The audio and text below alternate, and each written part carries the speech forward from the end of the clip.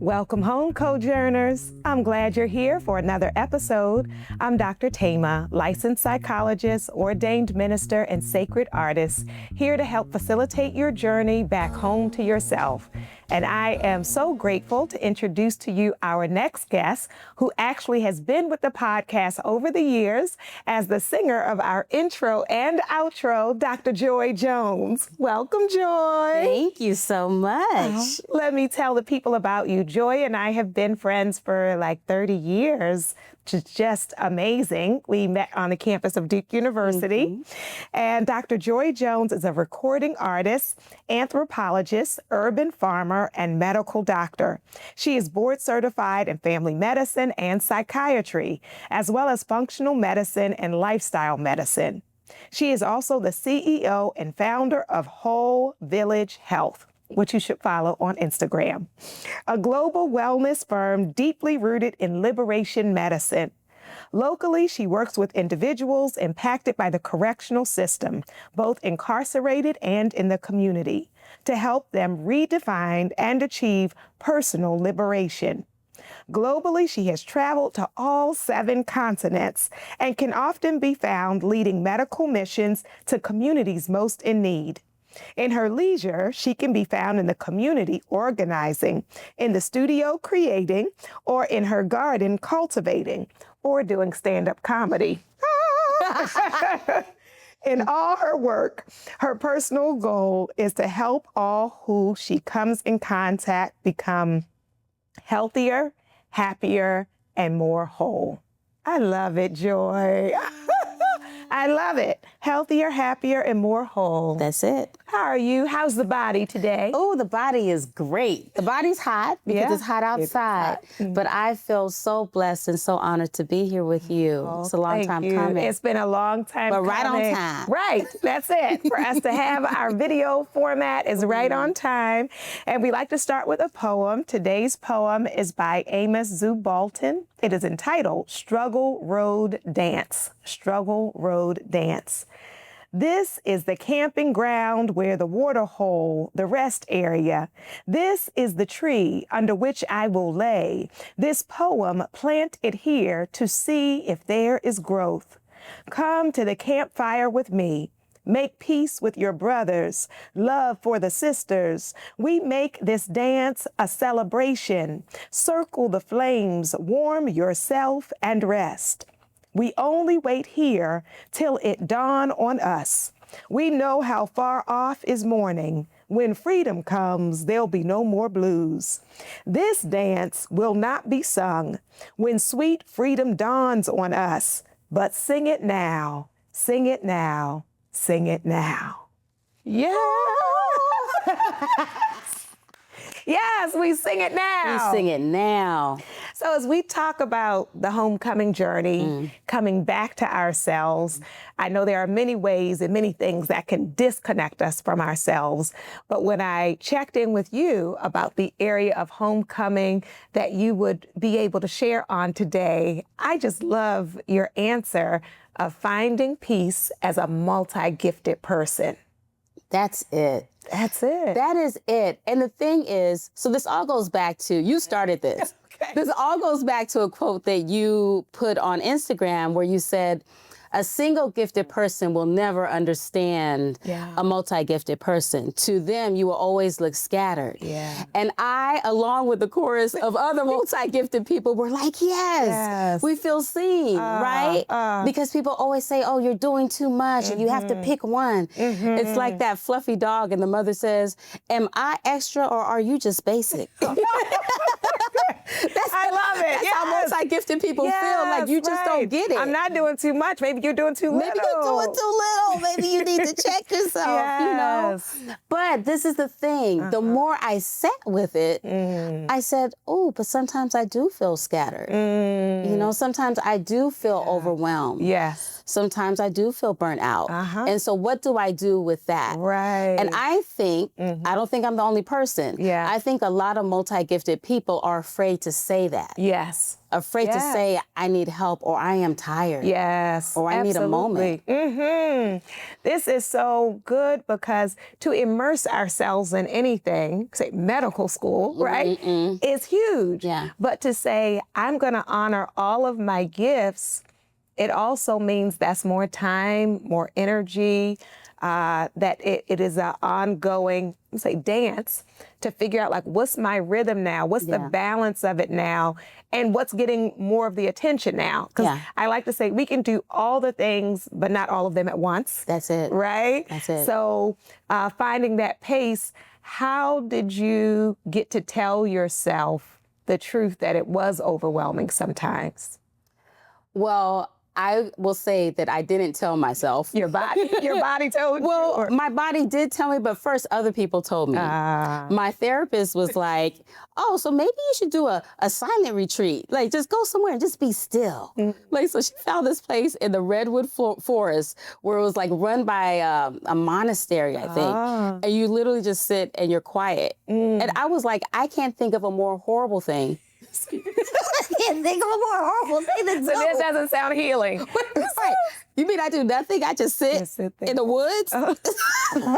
No. Did you go? Oh, I did not. I was like, you missed the mark on that one, right? Yeah. Come up with something else. Yeah. So that was one. And then your mother, the Honorable Reverend Dr. Cecilia Bryant, who I affectionately call Aunt C. Yes. I called her one day. I was talking about something totally different, right? I did not call for this, this wisdom. And I think she said, what are you up to? What have you been doing? And I was like, oh, well, I just came back from Antarctica and, I'm planning this medical mission trip down the Amazon. And I'm like, listing all this stuff. And she's just quiet. And she's like, okay, all right. And when I was done, she said, Joy, what are you running from? Well. Say what? Wow. What are you running from? And I was like, well, what do you mean? She said, what are you running from? And I said, well, I don't know. I don't think I'm running from anything. But she's so true. Yeah. Because sometimes, not all the time, a lot of times we are just kind of doing to keep ourselves distracted. Yeah. From feeling, from experiencing, from letting things bubble to the surface, like we're trying to disturb the water, right? So nothing settles, nothing can come up. And I feel like that's what she was saying. And when I did start to, still myself, I realized I hadn't properly mourned the loss of my father, the loss of relationships. Like I had just started to do because doers know how to do. When things get rough, we do. Yes. When the world is falling, we do. Right. Yeah. But you can't do that forever. Right. That's so good because I think it can, other people can miss it. They see your productivity, your gifts, your excellence. But what's amazing is not only do they miss it, but you can miss it yourself. Oh, absolutely. Right? You're like, I'm living my best life, doing my missions, doing it all. And underneath the grief and loss and everything else. Yeah. Well, and honestly, I think there's a dopamine rush when you're somebody who's doing all the time, right? Yeah. You get a rush when you check something off your list, when you accomplish a goal you set out for, when somebody's like, look at you, girl, you are doing it. You're like, yeah. But I think on the other side of that, it's hard to maintain. And you sometimes get to the point where you can become paralyzed, right? In the sense that, you're doing so much, you feel like you need to keep it up. There's this kind of perfectionism that you're trying to uphold. And then you kind of maybe start to procrastinate. And then slowly you just can't do anything. So this is a part of it too, of we run so much, sometimes unconsciously, of the fear that if I slow down, then all that stuff I've been running from is going to catch up with me. Well, what's going to happen if we slow down, right? The world's going to fall apart. No one's going to be able to do anything because I'm keeping this thing afloat. I'm carrying the world. I have the whole world in my hands. Oh my stars. Recently, you know, my husband had a stroke. And before he had the stroke, I was constantly saying, you know, take some of that vacation time. You know, why don't you go on a cruise? Like, you know me, I'm trying to go on a trip. Why don't we go to the Amazon? And, you know, and he was like, no, because my community needs me and my parents need me. And he had this stroke. And it's kind of what you were saying. Like, if you don't stop, your body will be like, guess what we're about to do? Yes. Take a moment, take a rest. Right. But what was interesting is when he was forced to stop, life went on.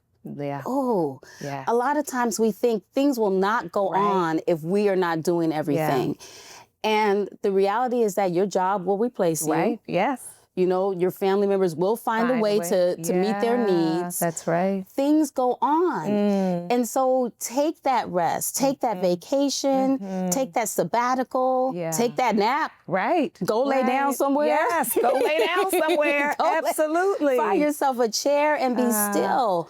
Now, with him having to slow down with the stroke, then that also, I guess it's mixed for you because it would cause you to have to slow down. Oh, yeah. Yeah. And so you're like, yes. Girl, so I was in the Philippines. When it happened. I was in the Philippines when it happened. Wow. And the funny thing is I had planned out my whole like vision board for the year. Like, go here, we're going to do this. Being in Baltimore for a year was not in the that's a whole plan. Different. Yeah. But when that happened, I was so grateful that I had the capacity to take that on, right? And I found myself on a ship and I had to start throwing things overboard, right? To stay afloat. Yes. Right? Yes. So I had to cut down on the number of jobs, you know, because I'm Caribbean and I have like Many 4 or 5 jobs, right? So I had to cut down on the number of jobs and the number of community engagements and the number of lessons, language lessons I was taking. You know, like less Chinese this week, you know, like. It's like, oh, like, can this go? I guess it can go. This will have to go to the side. Yeah. But yeah, you had to be able to start to kind of unload a little bit just to kind of protect space for the stillness. Yeah, because life is gonna life. Right. I mean, God's gonna God. Yes. But but when we don't have that capacity to kind of take on these extra things, we will literally go crazy. Yeah. And it changes our expectation. Like you said, you had like this vision board. Now say even vision board for like what the marriage was going to be. Oh. Right? Oh, yeah. And so then you get clear about like what's the real priority. Oh, that is also so key because sometimes we're doing and it's not high level doing. We're just getting things done, right? And it may not be our best. And we aren't necessarily prioritizing what is really necessary. Yes. You know, as a family medicine doctor, I have the privilege of being there when people are born and being there when people pass on. And oftentimes I really enjoy the conversations I have with people who are in their last kind of moments. And nobody says, I wish I had done this and worked harder. And, you know, they say, I wish I spent more time with my family. I wish I had taken that trip and I saw the Eiffel Tower in person. You know, like those are the things that really matter. So I think you have to take a moment and say, am I just doing, or is this really high quality activity I'm engaging in? Like, are these memories? Am I creating moments? A legacy? You know, that's the important part. So I love this, like embracing that you have multiple gifts, but also with pace and breath and spaciousness and priority. So we say like liberation, right? Liberated for what or to do what?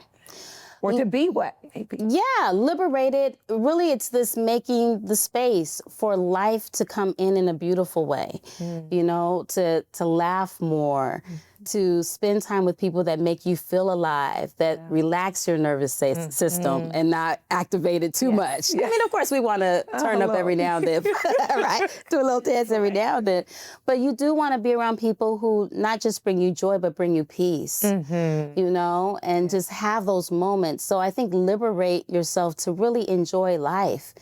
You know, you don't want to have just a list of milestones and things that you've done, you can't really remember any of it. Yeah. It's all just a blur, like you're in a car and things are just, you know? Right. You want to be able to really like take stock of where am I right now?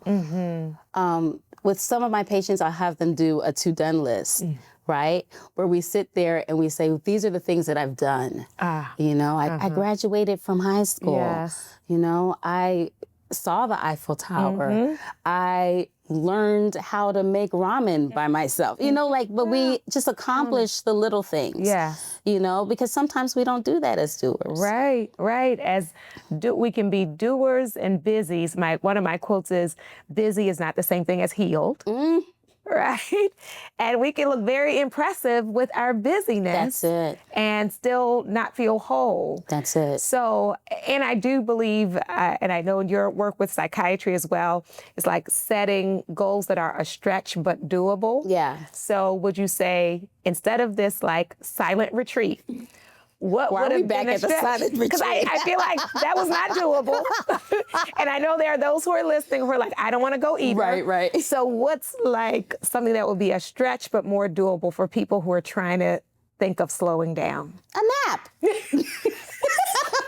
A nap is doable. Yes. You could do it right now after this podcast. Right. You can lay yourself down. Or, you know, you can just have a day. I was raised in the Seventh-day Adventist tradition, and we have Sabbath from Friday sunset to Saturday sunset. Yeah. It's 24 hours where you just, God was like, have a seat and be still, you know? So like maybe giving yourself that time to just be still. You're not giving yourself a weekend where you're not running to all the baby showers and graduations. This is just your weekend. Yeah. Yeah. And the finding peace, what would you say is the benefit of that? You can breathe. You can be still. You open up your mind to be creative, right? When you're just doing, you can't even think about the possibilities. You can't really sit in gratitude, you know? Yeah. It's like, I don't know if you ever saw this movie Inside Out. Yes. Where the main character's named Joy. And you're inside her mind and all the emotions are like personified, right? And so there's this one emotion, anxiety. And when you first see anxiety, you're just like, oh, that person's crazy. Like that anxiety is all over the place. But the more it goes on, you're like, oh, that's me. And there's this one scene in particular where anxiety's sitting there and there's like a whirlwind, a cyclone of busyness around it. And I just said, oh my gosh, that is life. That is life so often when you're just doing and have to be here and going there and it's just a cyclone and you're literally falling apart in the middle. So the key is to be still, to find the peace, to stop the cyclone, to pick and choose what things do I want to be part of? What things do I want to say yes to? Who deserves to be in my space? Right? Yes. Where do I deserve to go and what is going to really feed me going forward? I think that's really the benefit. And what would you say caused you and causes other people to adopt this other style of the busy and the running? Why do we do that? Well, I think for some people there's a void, right? There's something they're trying to avoid, you know, or something they're trying to fill up, right, with the busyness. For some people, they came by it honestly, you know, maybe genetically, you know. I really think that busyness can be, you know, functional ADHD, functional anxiety, functional depression, bipolar depression, you know? So I think sometimes there's something going on underneath that is presenting itself as I'm always busy and doing. We were raised in households where that was the expectation. You know, I come from an immigrant culture, right? Where we came from Trinidad to be doctors. What doctor do you want to be? Those are the choices. What kind of doctor? You know, so like there's so many ways people end up in this kind of lifestyle. And the key is, you know, embrace it because this is who you are, right?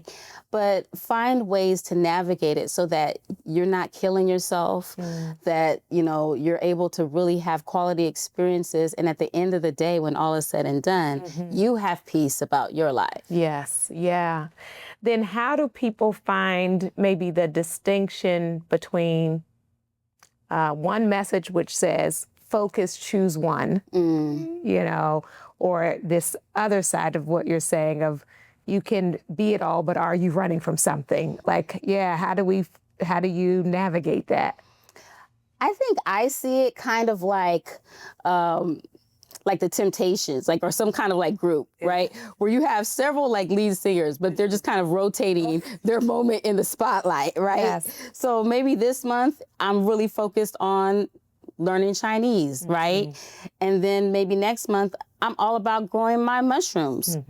You know, and that they kind of rotate. So it's not like everything's like staying at the same level. You're making progress, but there is a realization that you can't do everything at once, but everything can have its moment in the sun, you know, everything can have its spotlight, you know, and then you're not overwhelmed. Like you're giving your energy, you're focusing it on something, you know, and also I would say delegate. You know, I think when I started to learn the art of delegation, you know, it really freed me up. Like, so not like you have to do it all. Yeah. Yes. Somebody else can do that. Or I can hire somebody to do this. Or, you know, I might get an intern. Like, there's so many possibilities. Yes. Doesn't have to all be me. It doesn't have to be me.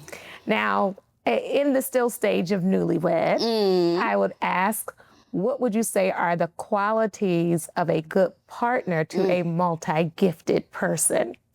When I say God knew who to give me, this is a lot. This can be a lot. It can be, you know. But God gave me somebody who is very calm, doesn't need to be in the spotlight, is never fighting me, is always encouraging me. When I get worked up driving, will say, it's okay, babe. It's going to be all right. Take that on down. Yeah. It's okay, buddy.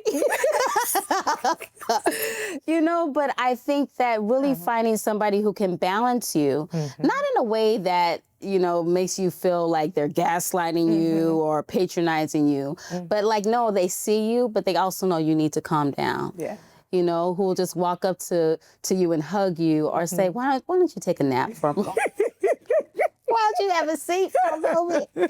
You know? Yes, beautiful. Yeah. So both the encouragement of your giftedness, but also an encouragement to your rest. Yeah. Yeah, and I trust him, right? I know, like, you're not trying to dim my shine. You're not trying to hold me back. That's so good. You really want me to be okay. Yeah. You see, I'm struggling. I really need a nap.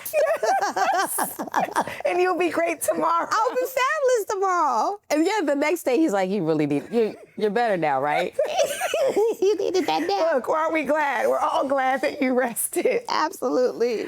Well, as we come to a close, I have a special request that instead of us, as we usually play the outro of your I've Got the Joy song, we're going to ask if you will sing it. So I will give our tagline and then over to you. I'll just do this. I won't like come in on a wrong note. Come on in. I invite your soul to tell your heart, mind, body, and spirit, welcome home. I've got the joy, joy, joy, joy, joy, joy, joy, down in my heart, oh, down in my heart, oh, down in my heart. I got the joy, joy, joy, joy, joy, joy, down in my heart to stay. I love it. Love you, sis. Thank you so much. I love you so much. Yeah.